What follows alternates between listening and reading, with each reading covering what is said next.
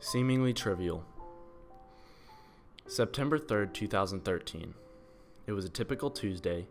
Leanne Trice was headed to drop off her 7-year-old daughter Landry at her elementary school in Trophy Club, Texas. Landry had her first big first-grade math test ever today. When Mrs. Trice dropped her off at 7:50 sharp this morning, Landry was so nervous that she started to cry right when they pulled into the parking lot. "Baby, I'll love you no matter what you get on this test, but I know you're going to do good. We'll get ice cream after school today, okay?" Mrs. Trice said. Landry nodded her head as if to say okay.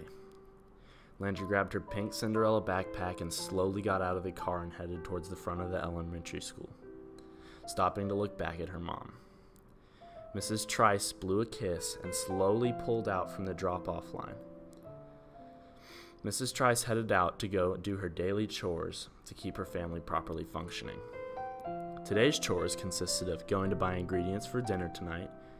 She was making chicken Alfredo, Landry's favorite.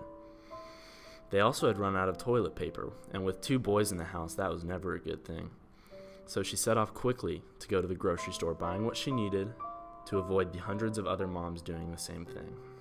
After making it home, she quickly started making the Alfredo sauce so it would be ready for Landry when she got home. While she was doing this, she got a phone call from her husband. She quickly wiped off her hands and ran over to the phone. "Hey," she said.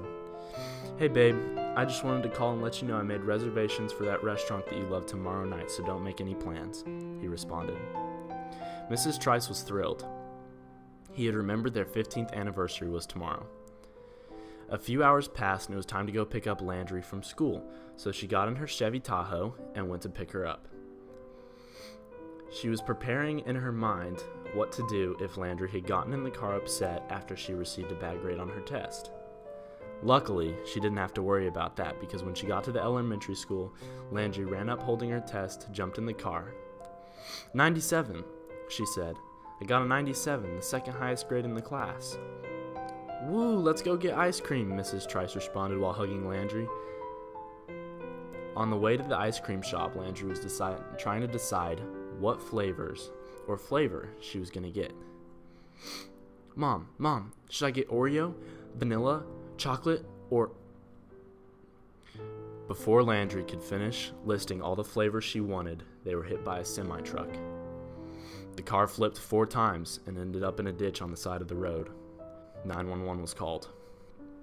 Landry was launched out the front window despite wearing her seatbelt, her pink Cinderella backpack laying beside her. Mrs. Trice was still in the car. Her head had hit the steering wheel, then smashed into the window. The paramedics and police showed up and started to analyze the accident. They were driving on a small 2-lane road when the driver of a semi-truck had fallen asleep at the wheel and drifted to the other side of the road. Not long after, the paramedics had shown up. Mr. Trice was told his daughter and wife were in an accident, and he sped over to the scene of the wreck. Both Landry and Mrs. Trice were being carried away on stretchers. Landry would never get to pick which ice cream she wanted. Mr. and Mrs. Trice would never get to celebrate their 15th anniversary at their favorite restaurant.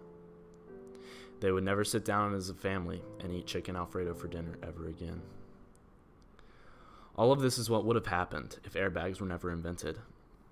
The second that semi-truck touched the Chevy Tahoe, 7 different airbags exploded into a cushion at a speed of 200 miles an hour and were fully expanded in less than 0.3 seconds. Because of the airbags, Landry and Mrs. Trice were able to walk away from this accident almost completely unscathed. There are a few bumps and bruises, but that was all. Airbags are estimated to have saved over 40,000 lives and have definitely lessened the damage on hundreds of thousands. Landry and Mrs. Trice spent some time in the ambulance while they ran some tests to make sure everything was okay. Mr. Trice, who'd heard about the accident, came speeding up to the ambulance. But instead of seeing his daughter and wife in stretchers, he found them sitting and talking to the paramedics. He ran up, gave them the biggest hugs. They all went home. They ate chicken Alfredo as a family, and the next day, Mr. and Mrs. Trice went out to celebrate their 15th anniversary at their favorite restaurant. They all continued to live happily because of 7 small inflated bags of air.